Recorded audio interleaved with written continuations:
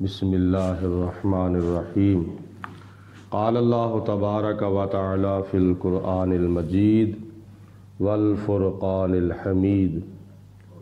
سورۃ کہف کی آیت نمبر 21 میں اللہ پاک کی ذات بابرکات نے ارشاد فرمایا ہے وَكَذَلِكَ آثَرْنَا عَلَيْهِمْ، اور اسی طرح ہم نے ان کے بارے میں لوگوں کو آگاہ کر دیا، یعنی اصحاب کہف کے بارے میں دنیا والوں کو آگاہ کر دیا، مطلع کر دیا۔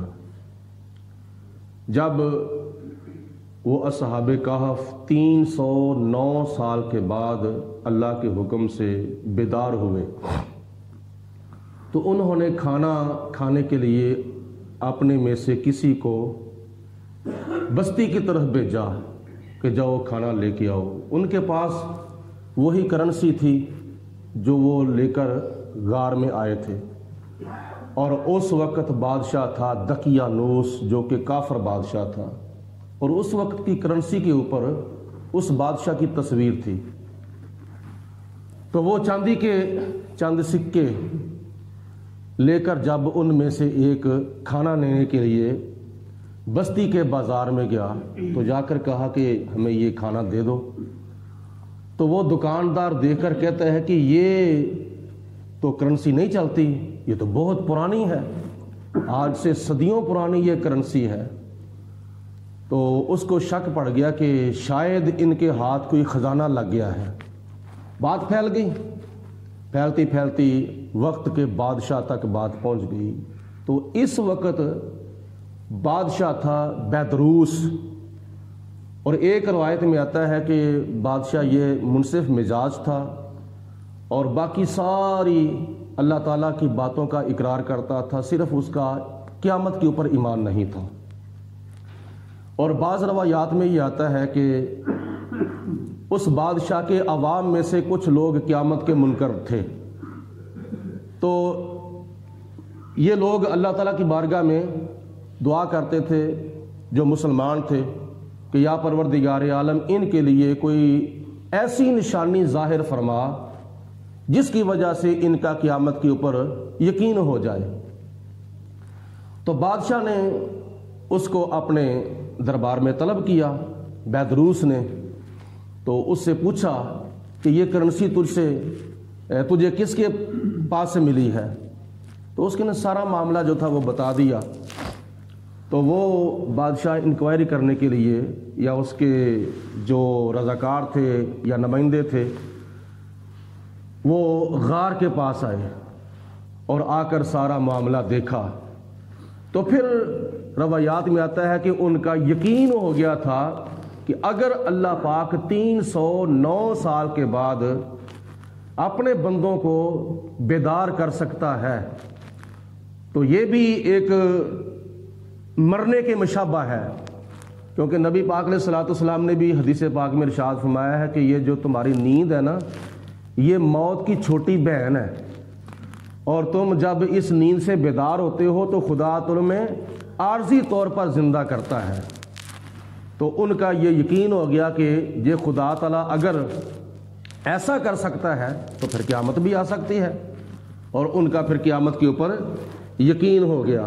وَكَذَلِكَ، اور اسی طرح آثَرْنَا عَلَيْهِمْ، ہم نے دنیا والوں کو یعنی لوگوں کو اصحاب کہف کے بارے میں آگاہ کر دیا، لِيَعْلَمُوا، تاکہ وہ یقین کر لیں، تاکہ وہ جان لیں، أَنَّ وَعْدَ اللَّهِ حَقٌّ، بے شک جو اللہ کا وعدہ ہے وہ سچا وعدہ ہے، وہ حق ہے، وہ سچ ہے، وَأَنَّ السَّاعَةَ لَا رَيْبَ فِيهَا، اور بے شک قیامت کا آنا اس کے اندر کسی قسم کا کوئی شک نہیں ہے۔ اللہ پاک نے واضح کر دیا کہ تم قیامت کو نہیں مانتے، تو میں قیامت کی مثال تمہارے سامنے ظاہر کر رہا ہوں۔ اِذْ يَتَنَازَعُونَ بَيْنَهُمْ أَمْرَهُمْ، پھر کچھ لوگوں نے ان کے بارے میں جھگڑا کیا۔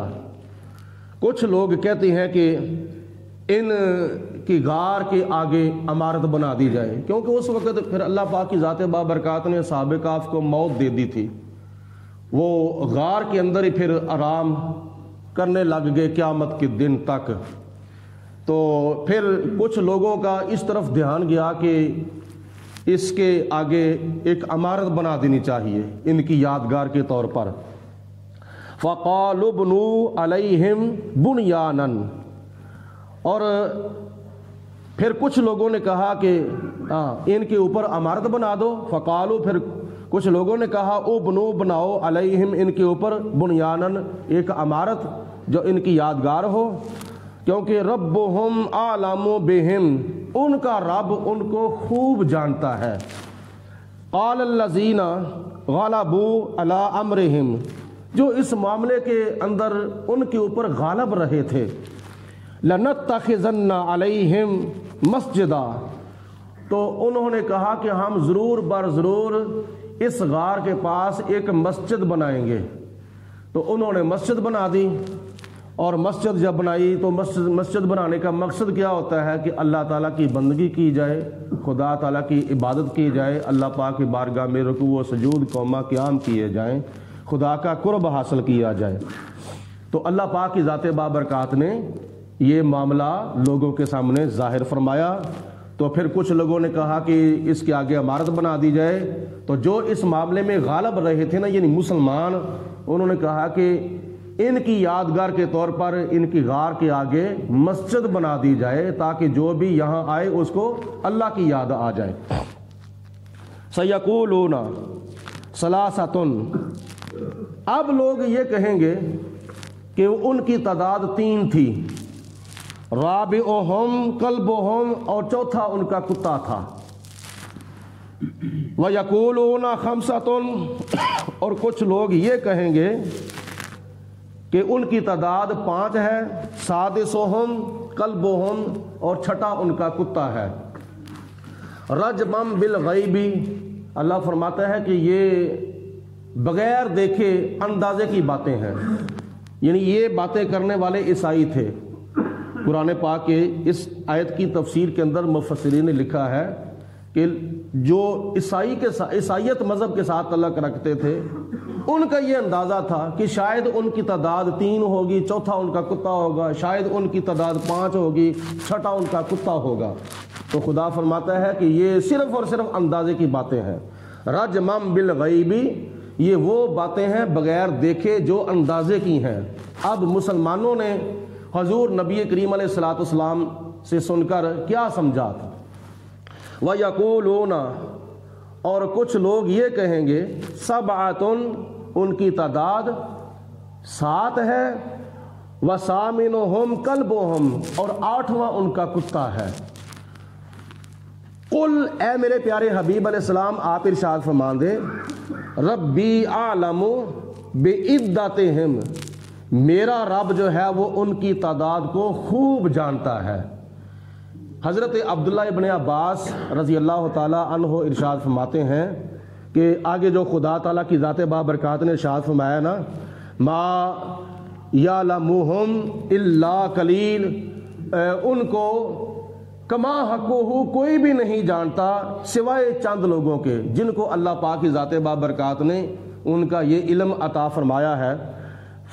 تو آپ فرماتے ہیں کہ وہ جو چند لوگ اللہ پاک کی عطا سے جانتے ہیں، ان میں سے میں ایک ہوں، کیونکہ میں نے حضور نبی کریم رؤوف الرحیم آخری نبی آخری رسول حضرت محمد مصطفیٰ صلی اللہ علیہ وسلم سے اپنے کانوں کے ساتھ سنا ہے کہ ان کی تعداد 7 ہے اور 8واں ان کا کتا ہے۔ اور پہلے جو 2 قول ہیں وہ عیسائیوں کے قول ہے، تو خدا تعالیٰ نے فرمایا کہ ان کے قول کوئی معتبر نہیں ہے، کیونکہ انہوں نے بغیر دیکھے یہ اندازے کی باتیں کی ہیں۔ تو میرے پیارے حبیب علیہ الصلوۃ والسلام، میرے پیارے آخری نبی جو ہیں، وہ تو ایسے شان کے مالک ہیں کہ خدا تعالیٰ نے فرمایا وَعَلَّمَكَ مَا لَمْ تَكُنْ تَعْلَمْ وَكَانَ فَضْلُ اللَّهِ عَلَيْكَ عَظِيمًا، اے میرے پیارے محبوب علیہ السلام، ہم نے آپ کو ان باتوں کا علم سکھا دیا ہے جو باتیں آپ نہیں جانتے تھے۔ تو نبی پاک نے صلی اللہ علیہ وسلم نے حدیث پاک میں ارشاد فرمایا کہ خدا تعالیٰ نے مجھے علم غیب نہیں بلکہ علم غیب کے خزانوں کی کنجیاں عطا فرمائی ہیں۔ تو اللہ پاک نے اپنے پیارے حبیب علیہ الصلوۃ والسلام کو جو بھی نعمت عطا فرمائی ہے وہ نعمت قلت کے ساتھ نہیں عطا فرمائی بلکہ وہ نعمت کثرت کے ساتھ عطا فرمائی ہے۔ انا اعطینا کل کوثر، ہم نے اے پیارے محبوب جو بھی آپ کو نعمت عطا فرمائی ہے وہ بے بہا نعمت عطا فرمائی ہے، وہ لامحدود نعمت عطا فرمائی ہے، وہ بے انتہا نعمت عطا فرمائی ہے۔ الیوم اکملت لکم دینکم واتممت علیکم نعمتی، آج ہم نے آپ کا دین مکمل کر دیا ہے اور میں نے اپنی نعمت تمہارے اوپر مکمل فرما دی ہے۔ یعنی ہمیں تو کچھ نعمتیں ملی ہیں اور جو بھی نعمت ملی ہے وہ مکمل طور پر یعنی کما حقہ یا بے انتہا یا بے حد بے حساب نہیں عطا فرمائی۔ اللہ پاک نے اپنے محبوب علیہ الصلوۃ والسلام کو جو بھی نعمت عطا فرمائی ہے وہ بے حد و بے حساب عطا فرمائی ہے، اس نعمت کی کوئی حد نہیں۔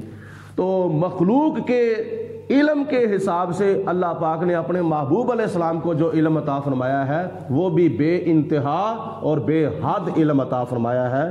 اللہ پاک کی ذات بابرکات نے اپنے محبوب کو علم غیب نہیں بلکہ علم غیب کے خزانے عطا فرمائے ہیں۔ تو حضور علیہ الصلوۃ والسلام سے سن کر حضرت عبداللہ ابن عباس یا صحابہ کرام جانتے تھے جنہوں نے حضور پاک سے سنا تھا کہ ان کی تعداد کتنی ہے، 3 نہیں 5 نہیں بلکہ ان کی تعداد 7 ہے اور 8واں ان کا کتا ہے۔ آگے خدا تعالیٰ نے ارشاد فرمایا تاکید کرتے ہوئے فلا تماری فیہم، ان کے معاملے میں بحث نہ کرو، الا مراء ظاہرا، مگر اتنی ہی بات کرو جتنی بات تمہارے لیے ظاہر ہو چکی ہے، ولا تستفتی فیہم منہم احدا، اور اہل کتاب یعنی بنی اسرائیلیوں سے یہود و نصارہ سے آپ اس کے بارے میں پوچھو نہ، سوال نہ کرو۔ تو سوال اس کو کرنے کا حکم نہیں ہوتا جس کو خدا کی ذات بابرکات نے علم عطا فرمایا ہے۔ تو شاگرد استادوں کے سامنے کوئی سوال کیوں کرتا ہے؟ اس لیے اس کو اس بات کا پتہ نہیں ہوتا۔ مرید اپنے پیر سے کوئی بات کیوں پوچھتا ہے؟ اس لیے اس کو اس بات کے بارے میں پتہ نہیں ہوتا۔ مقتدی اپنے امام سے کوئی مسئلہ پوچھتے ہیں اس لیے کہ ان کو اس مسئلے میں مکمل طور پر علم نہیں ہوتا۔ تو پوچھتا وہ ہے جس کے پاس علم کی کمی ہو۔ تو جس کے پاس علم کی کمی نہ ہو، اللہ پاک نے فرمایا میرے محبوب آپ نے ان سے اصحاب کہف کے بارے میں کوئی بات نہیں پوچھنی، کیونکہ میں نے آپ کو ان کا سارا علم عطا فرما دیا ہوا ہے۔ اللہ پاک حضور نبی کریم علیہ الصلوۃ والسلام کے توسل سے ہم سب کو قرآن پاک پڑھنے کی، سمجھنے کی اور اس پر عمل کرنے کی توفیق عطا فرمائے۔ وآخر الدعوانا ان الحمد للہ رب العالمین۔